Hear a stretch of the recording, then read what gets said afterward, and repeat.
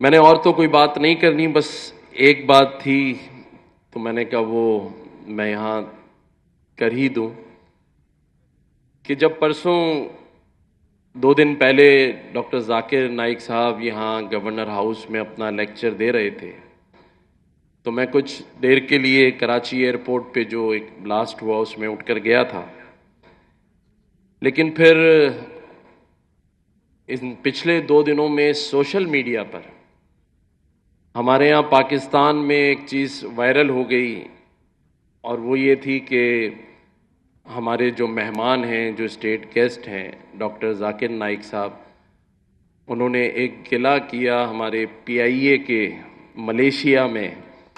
جو station manager تھے، تو اس کو لے کے پاکستان میں بڑی بات چیت ہوئی۔ تو میں نے کہا میں یہاں، میری ٹیم نے کہا کہ آپ اس پہ تھوڑی بات ضرور کیجیے گا، تو اگر میں اجازت لوں تو تھوڑی بات کر لوں۔ اور مجھے یہ پتہ ہے کہ ڈاکٹر ذاکر نائک صاحب وہ بڑی شخصیت ہیں کہ ان کے سامنے جو بھی بات کی جائے بڑی پسندہ کیا پیشانی سے یہ بات سنتے ہیں، یہ کیونکہ ہم تو ایک چھوٹے سے طالب علم ہیں۔ تو میں صرف یہاں ڈاکٹر ذاکر نائک صاحب سے یہ کہوں گا کہ ڈاکٹر صاحب آپ کی جو شخصیت ہے وہ بہت بڑی ہے، اور جو بھی یہ چھوٹی سی بات ہوئی اس کے لیے آپ تھوڑا سا بڑا دل کر لیں اور درگزر کر دیں، آپ دل میں نہ رکھیں، کیونکہ آپ پاکستان کی حکومت کے اسٹیٹ گیسٹ ہیں، اور سب سے بڑی بات یہ کہ آپ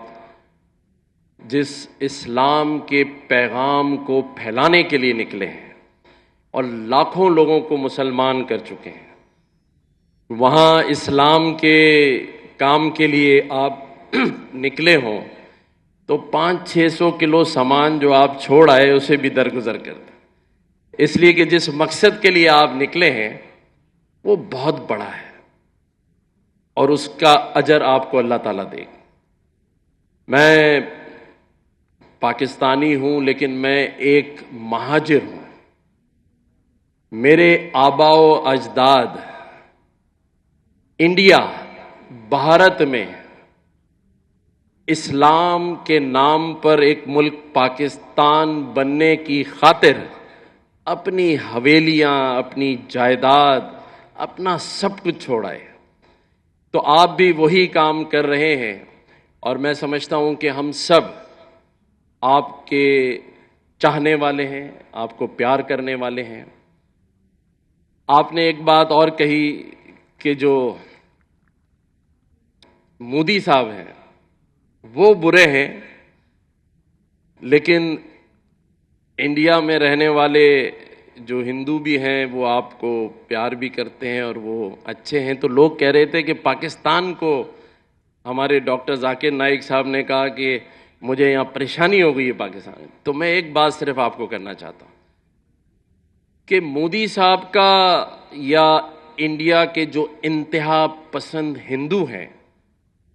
انہی کا یہ عکس ہے، یہ مصنوعی چہرہ ہے۔ مودی صاحب جو ہیں یہ وہ انتہا پسند ہندو ہیں جنہیں انہوں نے تیسری بار وزیر اعظم بنوایا ہے، تو وہ کیسے اچھے ہو سکتے ہیں جو ایک ایسے شخص کو، جس کو آپ خود برا کہہ رہے ہیں، تو وہ ہاں وہاں اچھے لوگ بھی ہیں، مسلمان رہتے ہیں بڑی تعداد میں، لیکن ایسے انتہا پسند ہندو جن کا سامنا آپ کو بھی ہے، جن کے وزیر اعظم نے آپ کے ساتھ بھی زیادتی کی ہے، تو وہ چہرہ تو شاید اچھا ہو سکتا ہے، لیکن میرا ملک پاکستان، اس کے ذرا آپ دل میں جھانک کر دیکھیے۔ میں آپ کو دعوت دیتا ہوں کہ پاکستانیوں کے دل میں جھانک کر دیکھیے۔ میں بھی ایک پاکستانی ہوں جو آپ کے لیے دروازوں پہ کھڑا ہو کر آپ کے مہمانوں کو ریسیو کر رہا تھا، تو پاکستانیوں کا جو دل ہے اس میں دیکھیں امن بھی ہے، پیار بھی ہے، اور اس ملک میں رہنے والی اقلیتوں، چاہے ہندو ہو، عیسائی ہو، پارسی ہو، اس کے لیے بھی بڑا دل ہے، اور اس کا مظاہرہ اس دن آپ نے دیکھا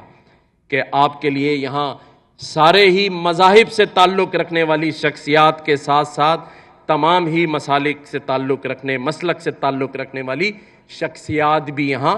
موجود تھیں، اور آج بھی لوگ چاہتے ہیں یہ جو سیکیورٹی ایشوز اگر نہ ہوتے تو ہم اگر انڈیا میں 10 لاکھ کا مجمع تھا تو ہم یہاں آپ کو 25 لاکھ کا مجمع کر کے دکھاتے ہیں۔ تو میں یہی سمجھتا ہوں کہ آپ کی عزت میں کوئی کمی نہیں، نہ کوئی کر سکتا ہے، نہ ہمارا مذہب اس بات کی اجازت دیتا ہے کہ اپنے آئے ہوئے مہمان اور خاص طور پہ ایسے اسلامک اسکالر جس نے دنیا میں کئی لاکھ لوگوں کو مسلمان کیا، عزتوں کا مالک اور وعدہ اللہ کا ہے، اور اس کی مثال ہم نے دیکھی کہ جو شخص تخت پر بیٹھا تھا، جسے ہم یزید کہتے ہیں، تخت پر بیٹھا تھا، تخت کا مالک تھا، لیکن آج